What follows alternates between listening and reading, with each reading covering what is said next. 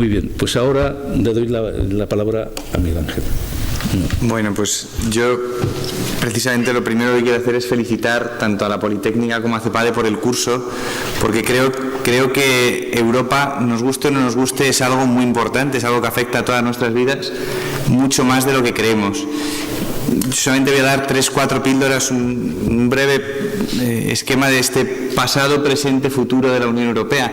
¿Por qué es tan importante? Bueno, si nos vamos un poco hacia atrás, si nos vamos a 1986, cuando entramos en la entonces Comunidad Económica Europea en España, y se nos hubiera ocurrido ir a Francia, habríamos tenido que utilizar pasaporte, las carreteras habrían sido mucho peores, si hubiéramos tenido un problema médico fuera de España, nada de tarjeta sanitaria europea.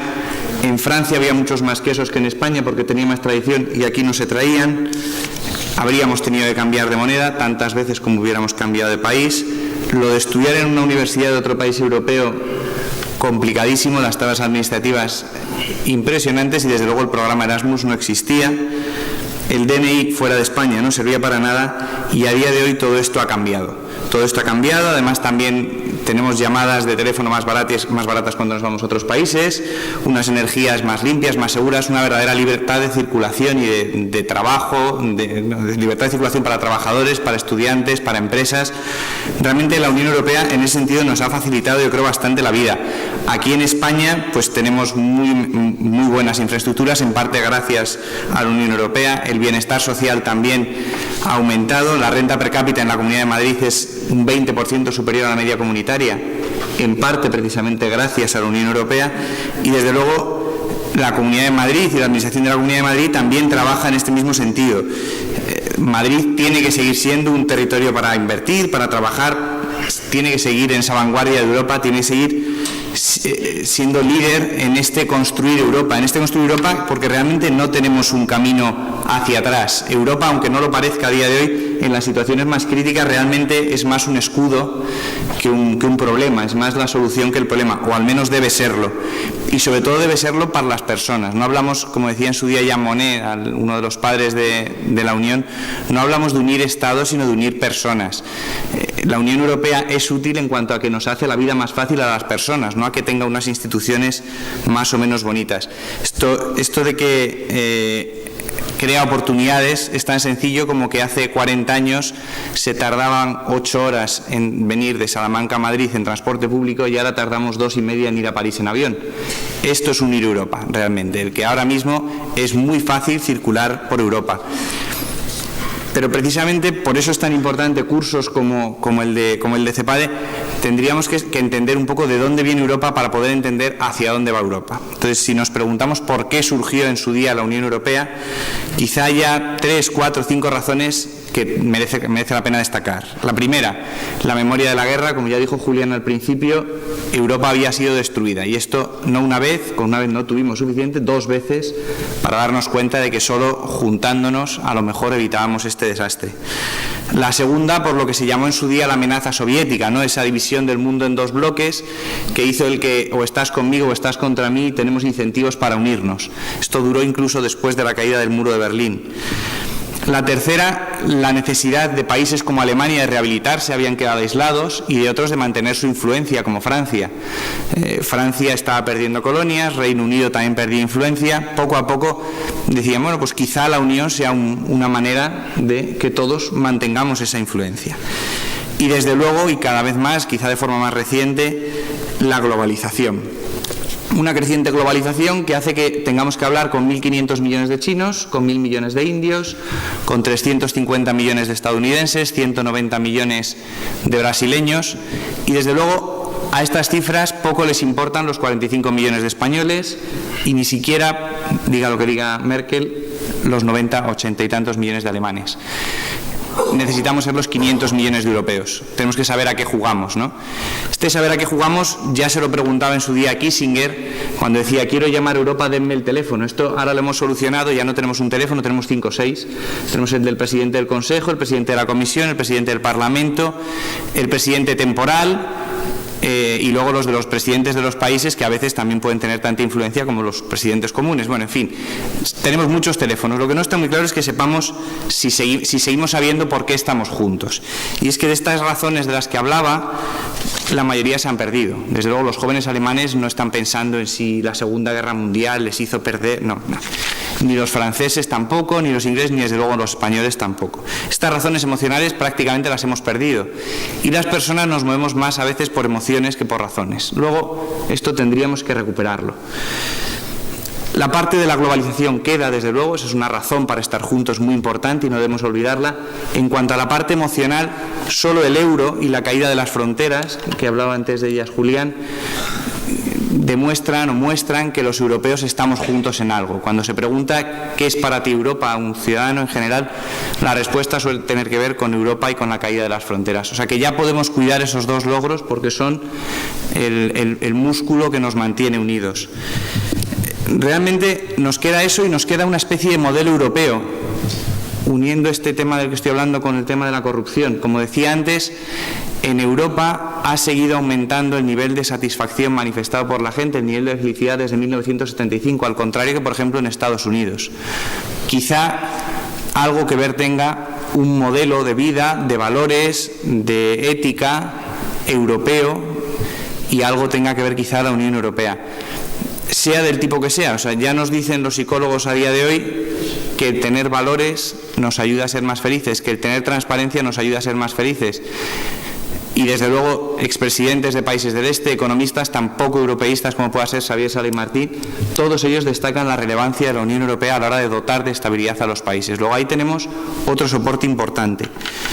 Y realmente tenemos muchos retos a los que enfrentarnos con estos pocos soportes que tenemos. En primer lugar, somos un continente viejo, que no crece en población, que tenemos un problema de sostenibilidad al respecto. Somos muy dependientes energéticamente, no tenemos petróleo, no tenemos gas, no tenemos nada. Luego ahí tenemos otro problema. La gobernanza económica es desastrosa. China, para bien o para mal, decide en 2 horas si devalúa su moneda. Estados Unidos puede tardar 2 semanas, nosotros llevamos 2 años pensándonoslo. Esto no hay quien lo modelice económicamente. Este tipo de gobernanza económica no hay quien la modelice. Simplemente es insostenible, tenemos que mejorarla. La situación económica evidentemente es mala, con desempleo, déficit, deuda, un papel de las instituciones que hay que redefinir. Un problema de identidad en Europa, desde luego. No sabemos si debemos ampliarnos, si debemos profundizar, no sabemos casi quiénes somos, ¿no? ¿Qué quiere ser Europa? Un problema de gestión de los flujos migratorios dentro de la Unión Europea y hacia afuera. Países que tradicionalmente eran de inmigración ahora son de migración, hablo simplemente de España ahora mismo. Y desde luego, en cuanto a política exterior, ya podemos enterarnos de que todos los europeos juntos somos el 6% de la población mundial, no el 60%. Esto si nos sumamos todos, si vamos por separado no llegamos ni a eso. Desde luego, esto nos puede hacer no perder un cierto papel en el mundo, sino todo el papel en el mundo. Y por último, una falta de conciencia europea. Y yo creo que por aquí empiezan también el camino hacia las soluciones, ¿no? A día de hoy, la gente no tiene conciencia europea. Como decía, solamente tenemos euro, fronteras y poco más. El Eurobarómetro decía que más de la mitad de los europeos, el Eurobarómetro es las estadísticas que saca la Unión sobre diversos temas. Bueno, pues sobre la propia Unión Europea decía que más de la mitad de la gente apoya a la Unión Europea, piensa que la pertenencia a la Unión Europea por parte de su país es positiva. Esto está bien. En torno a un 15-20% piensa que es negativa, totalmente respetable. Puede uno tener, yo no la comparto esa opinión, pero es respetable. Un tercio de la gente piensa que es neutral, y esto es lo que más me preocupa, y esto es por lo que es importante un año de la ciudadanía, escuelas como la de CEPADE y cualquier tipo de iniciativa que ayude a informar y a formar. ¿Cómo que es neutral? Eso es imposible. Ya lo estamos viendo, es imposible que la Unión Europea sea neutral en nuestras vidas. Imposible. Y un tercio de la gente piensa que es neutral. Luego falta mucha información. Un tercio de la gente en un estudio reciente del Cano piensa, no era capaz de decir 3 instituciones de la Unión Europea. 3. No las 7, 3. Luego, lo primero que tenemos que hacer es empezar a construir la Europa de los ciudadanos, empezar a acercarnos a los ciudadanos, empezar a construir esa gobernanza y esa respuesta a los problemas globales desde los ciudadanos. ¿Y cómo complementamos esta respuesta desde los ciudadanos? Pues desde luego con una mayor cesión de soberanía hacia Europa, con una mejora de la gobernanza, con una capacidad de una adaptación mayor a la velocidad que tienen los problemas en el mundo de hoy, que no es la de hace 50 años, una mejora en la transparencia y centrarnos en los individuos. Acordarnos de que Europa la construyen más los millones de Erasmus que se van fuera, o ese más de 10% de trabajadores que trabajan fuera del país donde nacieron, que unas meras instituciones que podemos ver lejanas. La construyen también todos esos investigadores que se van a estudiar y a trabajar y hacen consorcios transnacionales, las universidades que como esta preparan también doctorados europeos. Todas estas personas son las que construimos Europa. Todos tenemos un papel en esta construcción europea. Y si nos olvidamos de eso, desde luego las instituciones van a construir poco. Y a partir de aquí, ¿cuál es el futuro? Pues decía James Brown que dice, pregúntate si lo que estás haciendo hoy te acerca al lugar donde quieres estar mañana. Yo le preguntaría a Europa hoy si lo que está haciendo hoy le acerca al lugar donde quiere estar mañana. A mí me parece que no. Pero bueno, sería importante planteárnoslo y a partir de aquí jugar cada uno el papel que tenemos que jugar.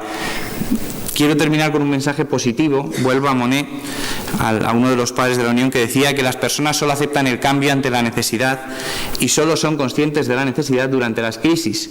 Yo creo que tenemos una situación de crisis y de necesidad lo suficientemente grave como para que seamos conscientes de que tenemos que cambiar, que tenemos que revitalizar esa ética, esos valores que nos puedan hacer más felices, que nos puedan hacer relanzar el proyecto europeo y que desde luego Europa es la solución. Y ante la duda, ante el reto que tenemos ahora, la única posibilidad, como decía Julián, como decía también Solana, es más Europa. Entonces yo creo que llegará y espero y confío en que llegará. Y ese es el mensaje con el que quería acabar y nuevamente felicitar a CEPADE por la iniciativa que creo que es muy necesaria. Muy bien, muchas gracias. De todas maneras, antes de que termine nuestro querido subdirector, finalice el tema, quiero extender también, digamos, mi agradecimiento por el apoyo que está dando a la Escuela de Ciudadanía Europea todo el personal de CEPADE, representando aquí fundamentalmente por Ana López y por Javier de Paul, que realmente se encuentran entre nosotros, y que sin su colaboración hubiera sido prácticamente imposible. O sea, realmente, de hecho, en 2 meses crear un proyecto como de la Escuela de Ciudadanía Europea y un curso con más de 1000 alumnos. Entonces, muchas gracias. Y también, de nuevo, a Open Mind, representado aquí por Kate Godfrey, que realmente, pues, como decía el BBVA, que ha decidido que podamos colaborar precisamente aportando toda la documentación que sea necesaria para los nuevos cursos que vamos a ir realizando. Muchas gracias a todos.